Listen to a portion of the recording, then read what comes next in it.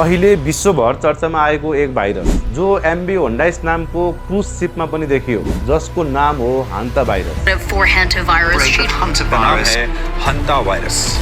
यो जहाज अर्जेन्टिनाबाट Atlantic ocean हुँदै यात्रा गरिरहेको थियो, जसमा लगभग 147 जना प्यासेन्जरहरू थिए। मे 11, 2026 मा डब्ल्युएचओले त्यो शिपमा हान्ता भाइरस लागेको 7 केस पुष्टि गरेको छ र 2 सस्पेक्टेड केस छन् र 3 जनाको मृत्यु भइसकेको उल्लेख गरेको छ।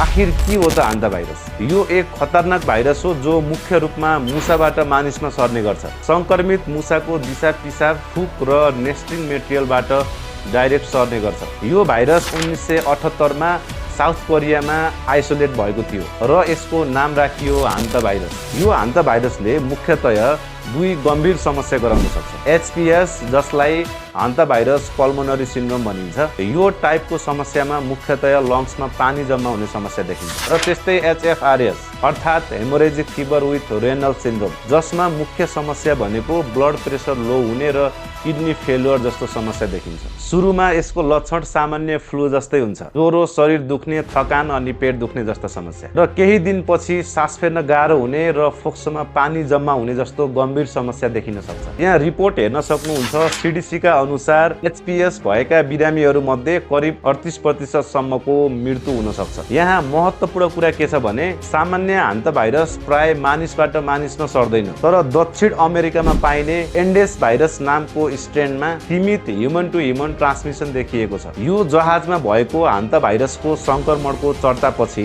डब्ल्युएचओ र सीडीसी दुवैले सर्वसाधारणको लागि यसको जोखिम एकदम कम रहेको बताएका छन्। यो कोभिड जस्तो सजिलै फैलिने भाइरस होइन, तर डब्ल्युएचओ अनुसार संक्रमण भएमा कुनै कुनै केसमा 50% सम्म मृत्यु रेट देखिएको छ। हालसम्म यसको कुनै क्योर वा भ्याक्सिन एभाइलेबल छैन। त्यसैले यस्तो भाइरसबाट संक्रमित हुनुभन्दा पहिला नै सुरक्षा अपनाउनु जरुरी हुन्छ। यसबाट बच्ने उपायहरू जस्तै मुसाको दिशा पिसाब सिधै नछुने, पुराना कोठाहरू जहाँ मुसाहरू रहन्छन् त्यस्तो कोठा सफा गर्दा मास्क लगाएर या ग्लोभ्स लगाएर मात्र सफा गर्ने, र आफ्नो घर वरिपरि मुसा नियन्त्रण गर्ने, र तपाईले खाने खाना खुल्ला नराख्नुहोस्। यदि यस्तो खालको उपाय अपनाउँदा पनि धेरै मात्रामा सुरक्षित भइन्छ। त्यसैले यस्तो डेडली भाइरसको बारेमा जानकारी लिनुहोस् र सतर्कता अपनाउनुहोस्। र यो भिडियो इन्फर्मेटिभ लागेमा शेयर गरिदिनु होला। धन्यवाद।